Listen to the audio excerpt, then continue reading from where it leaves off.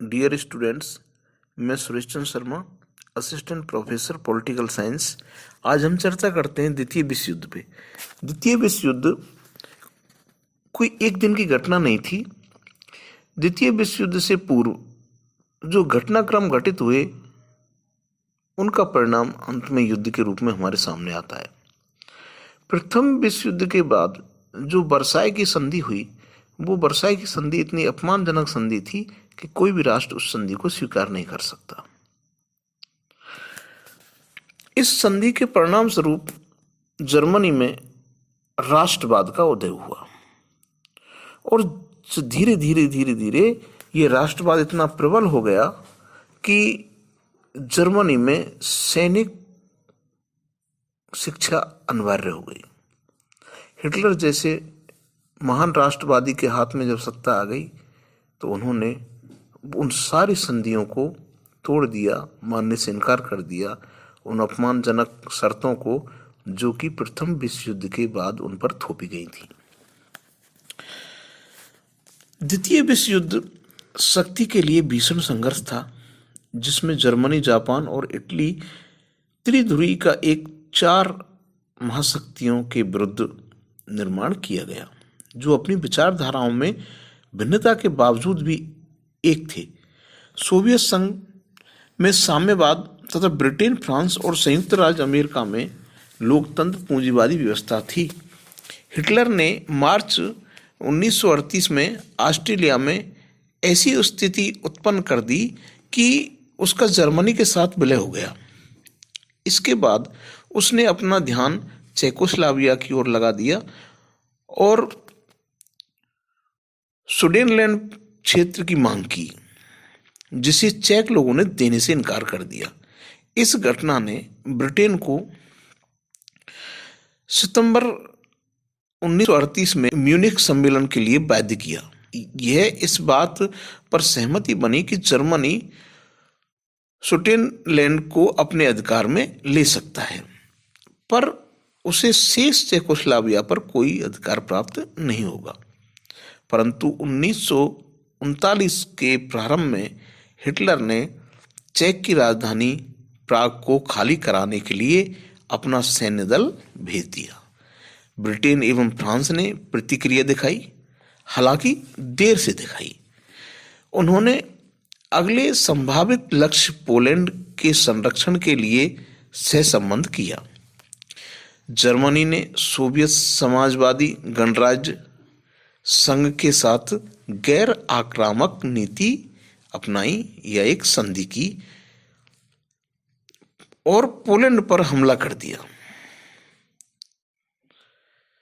Britain और France ने तदनुरूप Germany के साथ युद्ध की घोषणा कर दी। इस प्रकार द्वितीय विश्व युद्ध का प्रारंभ हो जाता है 1 सितंबर 1939 से। हिटलर जैसे जैसे अपनी सेनाओं को बाल्कन, उत्तरी अफ्रीका एवं पश्चिम की ओर भेजता गया, जैसे जैसे युद्ध का तेजी से विस्तार होता गया। जर्मनी के शक्तिशाली सैन्य दलों ने नॉर्वे पर आक्रमण किया और उसकी सेनाएं डेनमार्क, बेल्जियम, लग्जमबर्ग एवं नीदरलैंड तक पहुंच गई। ब्रिटेन पर हमला करने की बजाय उन्होंने जून 1941 में सोवियत संघ पर आक्रमण कर दिया। इसके बाद जापान ने 7 दिसंबर 1941 को संयुक्त राज्य अमेरिका के पर्ल हार्बर बंदरगाह पर अचानक हमला कर दिया। उसी समय जर्मनी ने भी संयुक्त राज्य अमेरिका के साथ युद्ध की घोषणा कर दी। युद्ध की इस स्थिति में जर्मनी और जापान के हमले को रोकने का कोई मार्ग दिखाई नहीं दे रहा था। यद्यपि इटली अपने अभियान में अधिक सफल नहीं हो रहा था। जापान के हमले तथा संयुक्त राज्य अमेरिका को युद्ध में जबरदस्ती खींच लाए।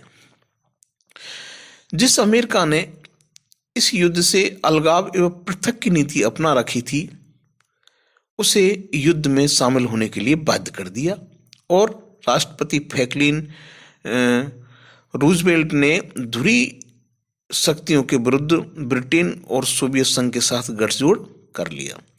संयुक्त राज्य अमेरिका की विशाल शक्ति संसाधन, सोवियत संघ एवं ब्रिटेन और उसके साम्राज्यों के समस्त प्रयासों ने धीरे धीरे परंतु निश्चित रूप से ध्रुवीय शक्तियों को धराशायी कर दिया।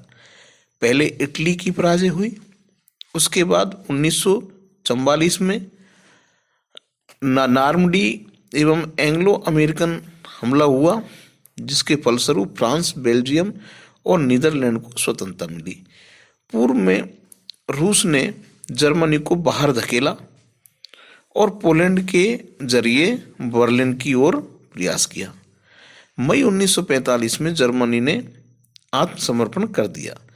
6 अगस्त और 9 अगस्त 1945 को जापान के हिरोशिमा और नागासाकी पर अमेरिका द्वारा अणु बम गिराए जाने के बाद जापान ने 1945 में हार मान ली। द्वितीय विश्व युद्ध के उत्तरदायी कारणों के बारे में इतिहासकारों ने भिन्न भिन्न मत दिए हैं, पर कुछ पहलुओं पर वे एक मत हैं।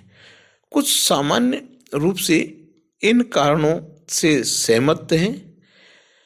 फांसीवाद जैसी जातिवाद को बल प्रदान करने वाली विचारधारा का उदय, जिसने झंडा, पितृभूमि, राष्ट्रवाद एवं साम्राज्यवाद का नारा बुलंद किया। संयुक्त राज्य की पृथकता नीति, ब्रिटेन और फ्रांस की तुष्टीकरण की नीति तथा राष्ट्र संघ की असफलता।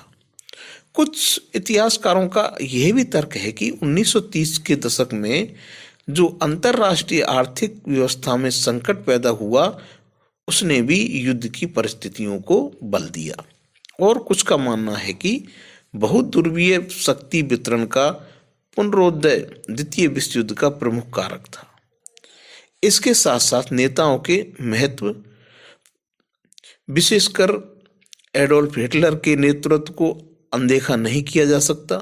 यद्यपि 1945 में जापानी शहर हिरोशिमा नागासाकी पर अणु बमों का गिरना द्वितीय विश्व युद्ध के अंत की शुरुआत का संकेत था, परंतु इसके विश्व इतिहास पर गहन प्रभाव पड़ा और ऐसी छाप छोड़ी जिसकी लंबी छाया भावी घटनाओं पर भी पड़ी।